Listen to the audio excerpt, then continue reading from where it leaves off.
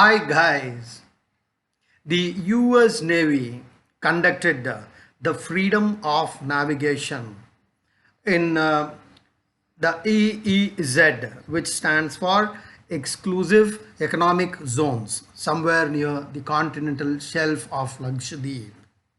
This gains a lot of significance. Why?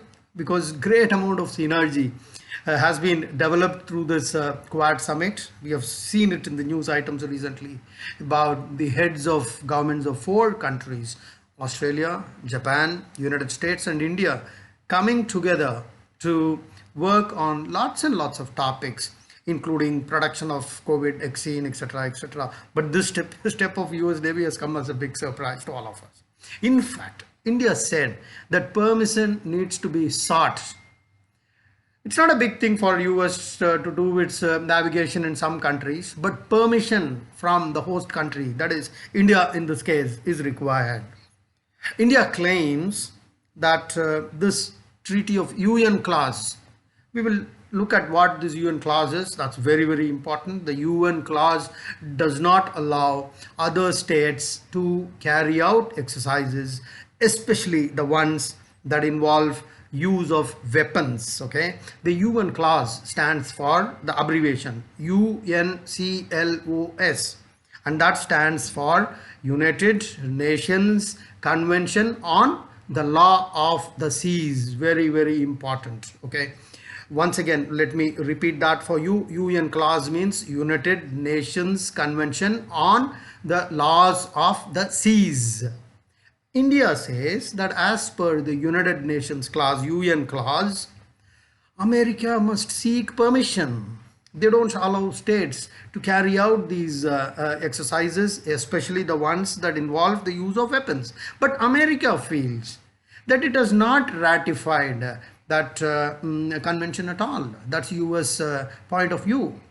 Typically, the ship involved here is USS John Paul Jones. Remember this. This is a guided missile destroyer. USS stands for United States ship.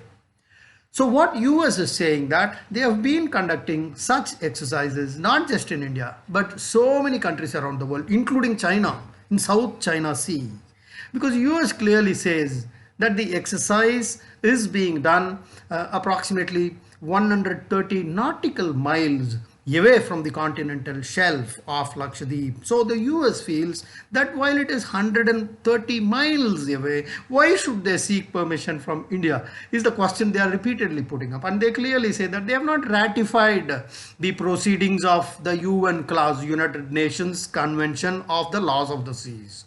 That's the stand US has been taking continuously. In fact, they are saying they have been doing it not just in India or in China, but it's been their regular exercises throughout the world.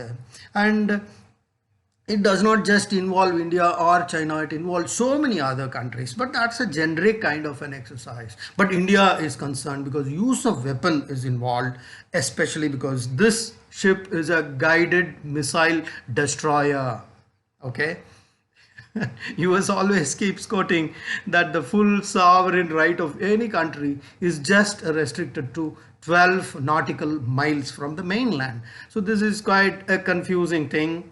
But of course, we have to assert what the Indian government's stand is. There's nothing wrong in navies of other countries transiting those places, etc. We know they are all international waters, but the issue is that the US is giving open statements that they are conducting these exercises. They have the freedom to navigate around. That is looking like some kind of an arm twisting mechanism from the perspective of international diplomacy.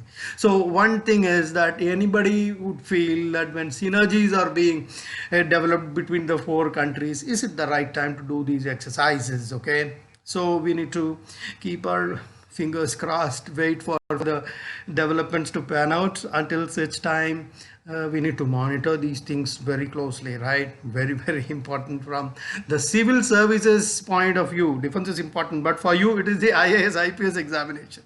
Okay, so what kind of a data you are presenting, especially the use of abbreviations like EEZ, exclusive economic zones. The second is your FONOP, which is freedom of navigation and operations. Thirdly, it is UN class, which is United Nations Convention on the Laws of Seas.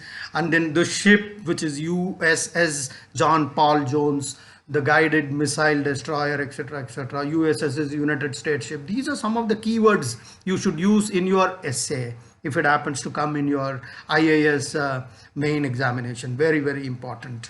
And for those of you who are not preparing for civil services examination level of competitive examination, but for subordinate examinations, you need not know whole details of all this, but just the abbreviations are very, very important. This question might come: what is the full form of FONOP? What is the full form of EEZ, etc., etc., USS, etc.